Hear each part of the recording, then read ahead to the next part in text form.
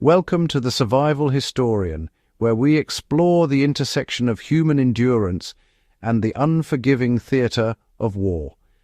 Today, we venture into one of history's most brutal proving grounds, the Eastern Front of World War II, where temperatures plummeted to 40 degrees below zero and winter itself became a weapon more deadly than any artillery barrage.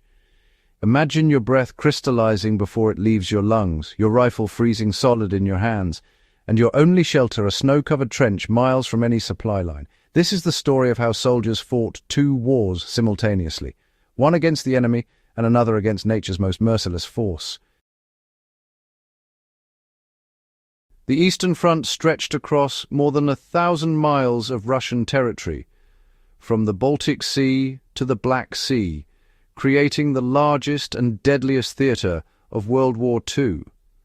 But beyond the tanks, infantry divisions, and aerial bombardments, there existed an adversary that recognized no allegiance and showed no mercy: the Russian winter. When Operation Barbarossa launched in June 1941, German military planners anticipated victory before the first snowfall. They were catastrophically wrong.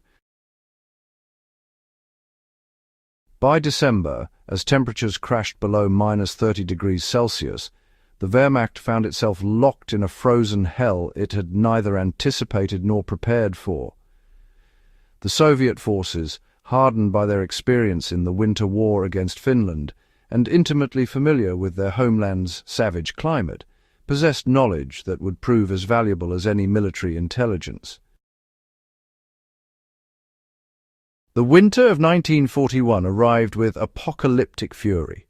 Blizzards swept across the steppes with winds exceeding 50 miles per hour, reducing visibility to mere feet, and transforming organized military formations into scattered groups of desperate men seeking any form of shelter.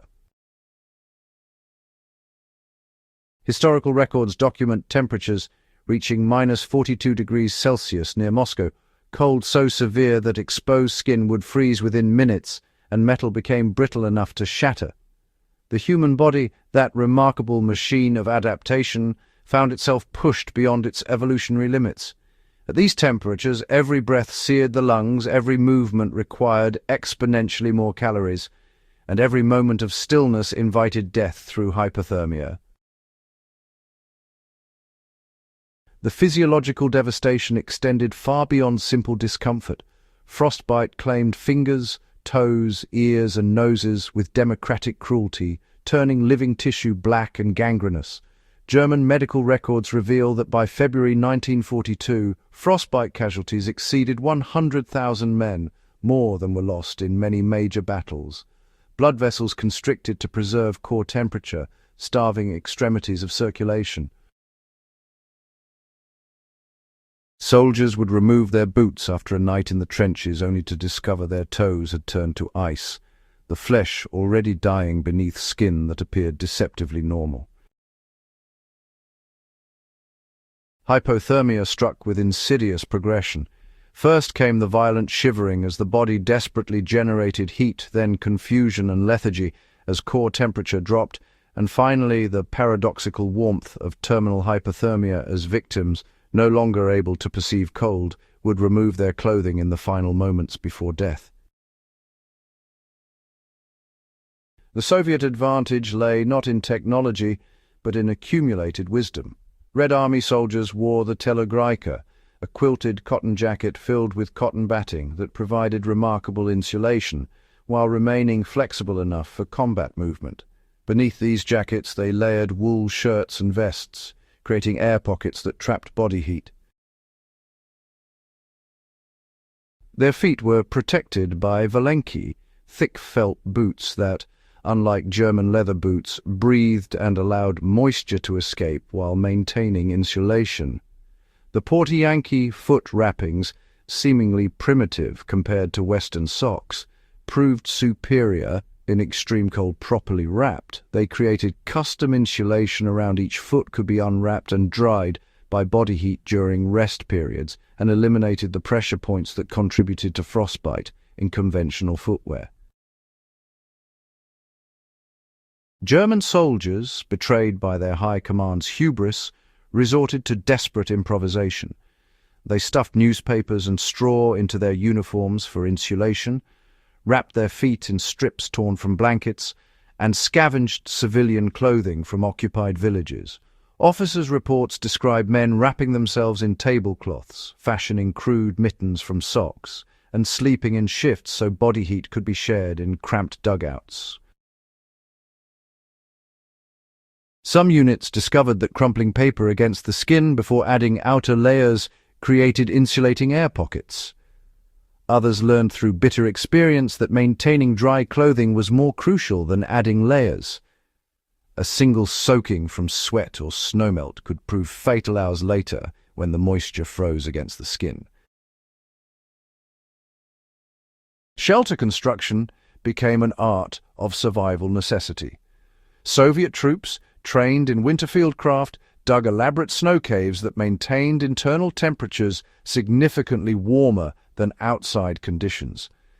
They lined these shelters with pine boughs for insulation and positioned entrance tunnels below the main chamber, so heavier cold air would sink away from sleeping men. Small fires were carefully managed, large enough to provide warmth, but, small enough to avoid carbon monoxide poisoning in enclosed spaces. German forces, lacking this kind of institutional knowledge, often made fatal mistakes, building fires too large that melted the surrounding snow and soaked their shelters, or sealing dugouts too tightly and, asphyxiating themselves with smoke and carbon monoxide. The collapse of German supply lines represented perhaps the most devastating failure of the Eastern Front winter campaign. Roads disappeared beneath meters of snow. Vehicles designed for European highways found their engines seizing as oil thickened to sludge and coolant froze solid, bursting engine blocks. Horses, those ancient workhorses of logistics, died by the thousands, unable to find forage beneath the deep snow and lacking the feed that should have come from rear echelons. Medical supplies frozen solid became useless. Ammunition became brittle. Food rations, already inadequate, failed to reach forward positions for days or weeks. Soviet logistics, while far from perfect, actually benefited from infrastructure designed for winter operations. Their T-34 tanks featured wide tracks that distributed weight across snow, diesel engines that functioned in extreme cold, and crews experienced in winter maintenance. Supply convoys moved on skis or used horse-drawn sleds when roads became impassable. Local knowledge proved invaluable. Soviet forces could requisition food from nearby villages, understood which frozen rivers could support military traffic, and knew how to render animal fat for emergency fuel. The survivors of the Eastern Front winter carried scars both visible and invisible for the remainder of their lives. Amputations from severe frostbite left thousands of men permanently disabled. The psychological trauma of watching comrades freeze to death in their sleep, of making impossible choices about who would receive limited supplies, shaped an entire generation. Yet from this crucible of suffering emerged profound lessons about human resilience and, the critical importance of preparation. Modern military doctrine regarding cold weather operations draws directly from these bitter lessons. The principle that proper equipment and training outweigh numerical superiority in extreme environments became, almost axiomatic. The understanding that morale and survival are inseparably linked, that soldiers simply cannot fight effectively when they're struggling just to stay alive, transformed how nations approach winter warfare. These lessons, really do extend far beyond the military realm, into civilian emergency preparedness, mountaineering, and wilderness survival. The same principles of layering, moisture management, shelter construction, and caloric intake that saved lives on the Eastern Front, they remain just as relevant today. The Eastern Front winter stands as a testament to human endurance in the face of honestly incomprehensible hardship.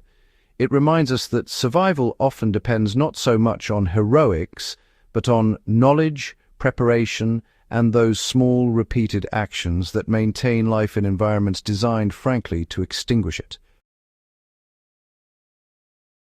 In our modern world, where climate-controlled comfort is, merely a thermostat away, these stories preserve essential wisdom about human capability and the respect owed to those who endured the unendurable. If this journey into history's harshest survival lessons resonated with you, just hit that like button and share this video with anyone fascinated by the intersection of history and human endurance. Subscribe to The Survival Historian for more deep dives into how our ancestors faced and overcame the most extreme challenges imaginable. Their resilience illuminates our own potential and reminds us that survival, whether on frozen battlefields or in modern emergencies, demands both knowledge and respect for the forces arrayed against us. Until next time, stay curious, stay prepared, and remember the lessons written in ice and blood.